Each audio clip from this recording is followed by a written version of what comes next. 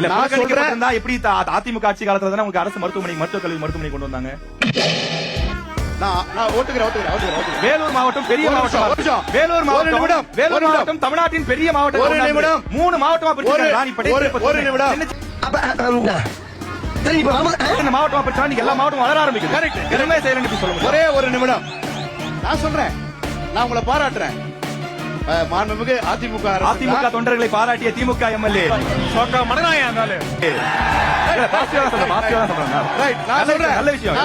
நான் சொல்றேன், அமைதியா இருக்க. ஆர்வார் பண்ணாரு. நான் சொல்றேன். ஆஹா சூனா போனா ஒவ்வொருத்தர் இருக்க வேகத்தை பார்த்தோம்னா அவன் அருமை வறுமைக்கு ஆபத்து வந்துடும் போல் இருக்கடா.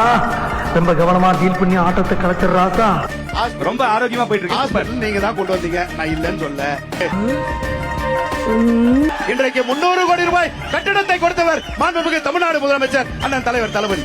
இன்னொன்னு கேட்கிறேன், ஒரு நிமிஷம். ராணிப்பேட்டை மாவட்டத்துக்கு ஒரு நிமிஷம். வேலூர்ல இருந்து அரசு மருத்துவர்களை அங்க கொண்டு போயிருக்கீங்கன்னு குற்றச்சாட்டு வைக்கலாம். What's going on? அரங்கனார குரங்கனார் ஆகிட்டான்.